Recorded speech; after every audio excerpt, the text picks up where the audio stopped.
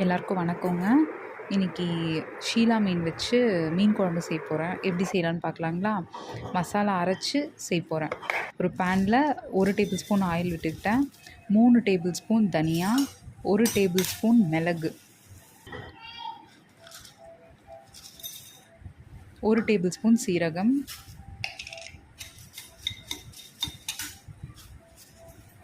1/4 table spoon வெந்தயம் எல்லாம் போட்டு வதக்கிக்கணுங்க. ஒரு சின்ன கைப்பிடி பூண்டு, ஒரு 5-6 சின்ன வெங்காயம் எல்லாம் போட்டு வதக்கிக்கணுங்க.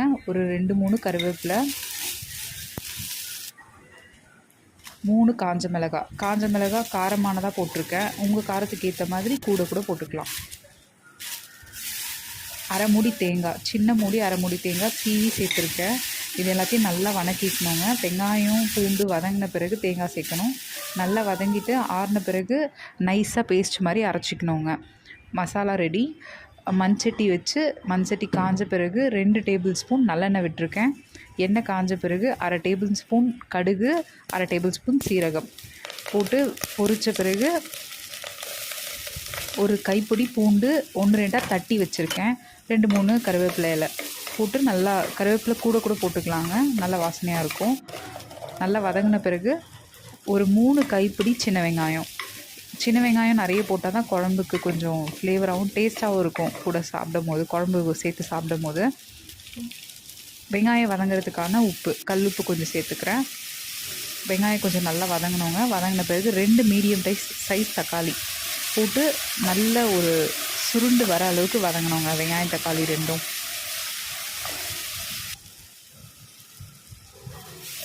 வெங்காயம் நல்லா வதங்கின பிறகு அந்த அரைச்சி வச்ச பேஸ்ட் இருக்குது இல்லைங்களா, நைஸாக அரைச்சி வச்ச மசாலா பேஸ்ட்டு அதை கலந்துக்கணுங்க.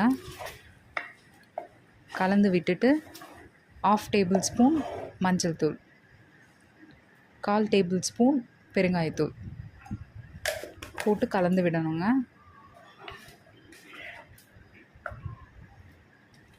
குழம்புக்கு தேவையான புளித்தண்ணி நம்ம புளிப்புக்கு தேவையான அளவு ஊற்றிக்கலாங்க.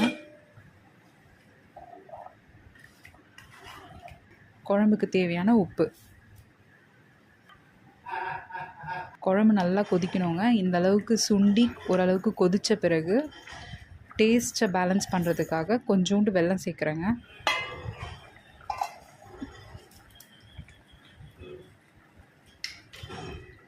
மீன் குழம்புல மாங்காய் போட்டால் ரொம்ப நல்லாயிருக்கும். அதுக்காக கொஞ்சம் மாங்காய் சேர்க்குறேங்க.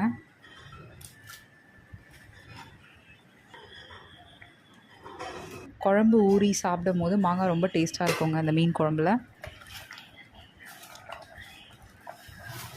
குழம்பு சுண்டி ரெடியான பிறகு மாங்காய் போடணும். மாங்காய் வெந்த பிறகு கொஞ்சம் ஃபுல்லாகவே மாங்காய் வெந்த பிறகு மீன் சேர்த்துக்கலாங்க. மீன் சேர்த்து ஒரு 2 மினிட்ஸ் குழம்பு நல்லா கொதிச்சா போதுங்க. கொதித்த பிறகு மூடி வச்சிட்டோன்னா மீன் அதிலே வெந்துடும். லைட்டாக பரட்டி விடுறேங்க.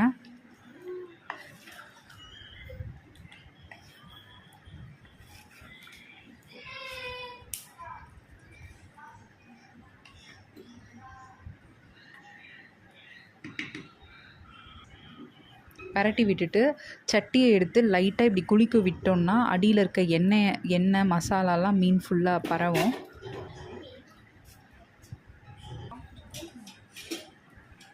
ஒரு 2 மினிட்ஸ் கொதித்த பிறகு ஒரே ஒரு டேபிள் ஸ்பூன் கோகனட் ஆயில், தேங்காய் எண்ணெய் விட்டுருக்கேங்க.